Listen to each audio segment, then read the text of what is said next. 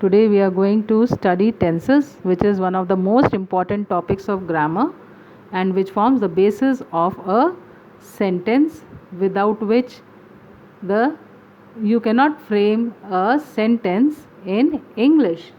So now let's begin with it. So in tenses, first I am going to give you the introduction of tenses, that from where you got this word tense. Then I'll tell you the definition, what are tenses actually.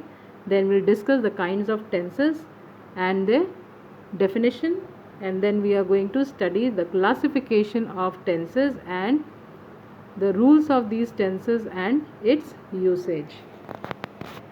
So now first the introduction. So the word tense is derived from the Latin word tempus, which means time, and a verb indicates the time of an action, event or condition by changing its form. Now what are tenses? Tenses is defined as that form of verb that gives the relation between time and action, in which time is the duration of work and action is the work done. So we can say that tenses are the forms of verbs that tells us the time of an action, and it only differentiates between the sentences, and it tells whether the action has been done in present, or it was done in past, or it will be done in future. So now, as you all know, there are three main kinds of tenses. First is present tense, second is past tense, and the third is future tense. Now what is present tense? So where do we use this tense? Present tense is used to express an action that is currently going on or habitually performed, or a state that currently or generally exists.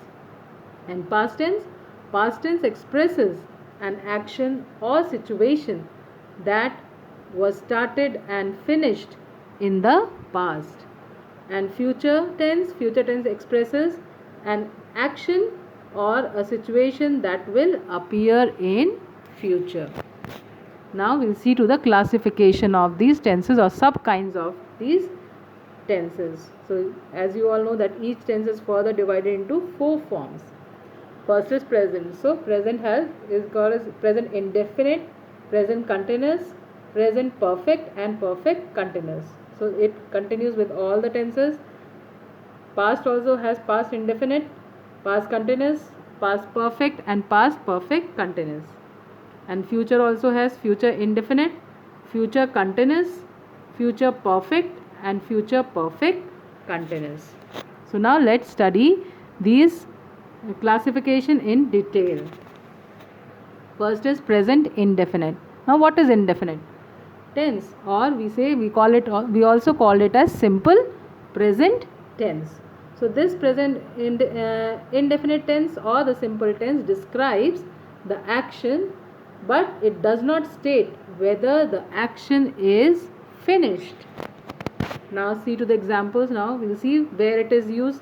These kind of tenses or this simple present tense or indefinite tense is used to express habitual action, habit or custom. That is, habitual action means the action which you do every day, which is the part of your activity, everyday activity.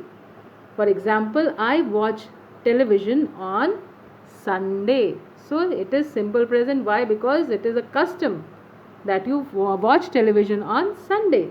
She gets up every morning at 6 o'clock. So this is the everyday activity that she gets up every day. She gets up in the morning at 6 o'clock.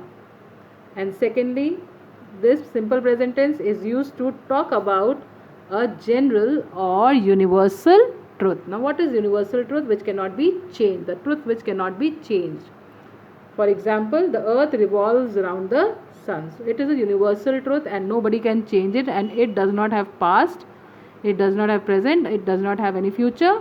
So it goes on every day. So that's why it is a habitual, it is a universal truth. Second example, the sun rises in the east. So, and third, this tense is also used to indicate a future event which is part of plan or arrangement. For example, the school reopens next week. The examination commences next month. And moreover, now it is also used to introduce quotes with the verb says.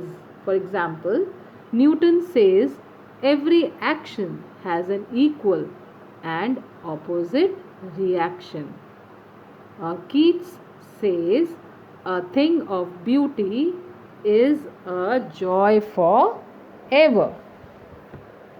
So now we'll see to all the three forms of sentences how it is used.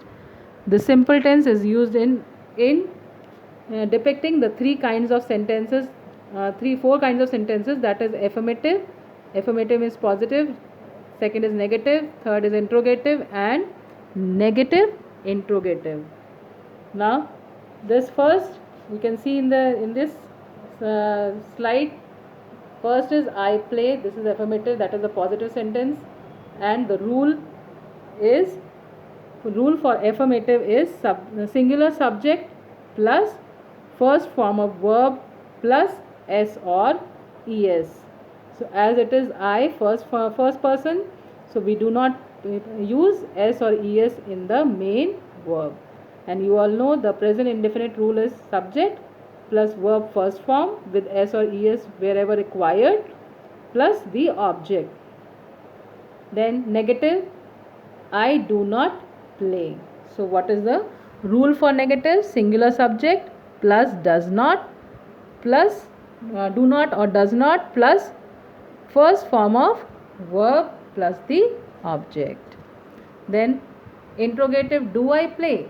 So the rule for this is do or does plus subject plus first form of verb plus the object and the question mark follows.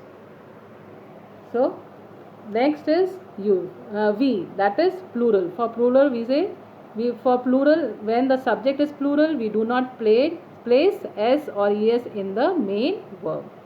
So second is we play, that is now here we, it is a plural verb, so plural noun.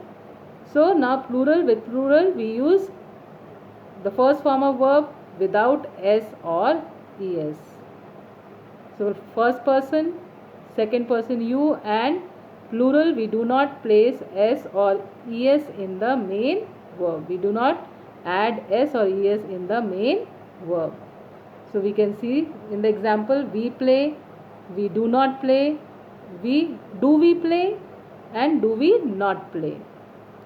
The next is you, again it is the second person. So as I told you that with second person also we do not add s or es in the main verb. You play, you do not play, do you play, do you not play.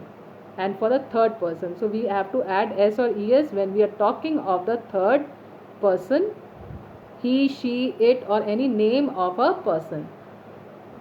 He, she, it plays, he, she, it does not play. So here we use does in place of do. And interrogative, does he play, or does she play, or does it play. Then does he, she, it not play, or does he not play, does she not play, or does it not play. So this was the present indefinite tense. Now let's move on to continuous. Now present continuous. When do we use this tense? This present continuous tense, also called as incomplete tense or progressive tense, it is used in progressive sentences and it describes an unfinished action. And these sentences are used in the following manner. First, to describe an action which is going on and the continuity of the action is shown which is going on at the time of speaking. For example, she is playing tennis, we are watering the plants. Second, an action, it is used to represent an action that is not happening at the time of speaking but it is in progress. He is working in an MNC. I am teaching in a school. So here it is happening, but not at the time of speaking. Then third, it is used to express an action that has been pre-arranged to take place in the near future. The wedding is going to take place on Sunday. I am going to attend the class tomorrow. Now we'll see to the all kinds of sentences how it is used in all kinds of sentences. First is affirmative. The affirmative sentences, the rule for using this tense, continuous tense, is singular subject plus is, am or are. So is and am, not are. Are is used with plural subject.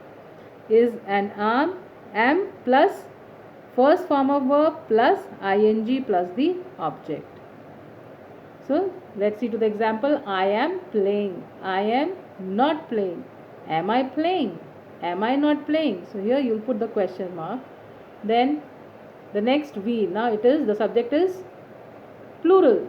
So the plural subject we use are. So plural subject, the rule for plural subject is the subject plural plus are plus first form of verb with ing form plus object. So you can see for affirmative we are playing, for negative you will add not after are, we are not playing. For interrogative you will say are we playing, and for negative you will say are we not playing, and you will put question mark in these two interrogative sentences. Then third, you are playing for second person. Then for second person we are going to use are, not singular verb. We are going to use the plural verb with the second person. You are playing. You are not playing in negative. You will add not after are in negative. In interrogative, are will come out. Then you say, are you playing? Question mark. Are you not playing? Question mark. Then for the third person, you will use for singular subject, and we are talking of the third person, then it is he, she, it plus is plus verb first form with ing. Example, he is playing, she is playing, it is playing. For negative forms, you will add not after is. He is not playing, she is not playing, it is not playing. And for interrogative, is he, she or it playing? And for negative interrogative, is she, he, it not playing? So now let's move on to the next form, that is present perfect tense. Now what is present perfect tense? This tense is a complete tense or a perfect tense, and it describes the action which have just finished.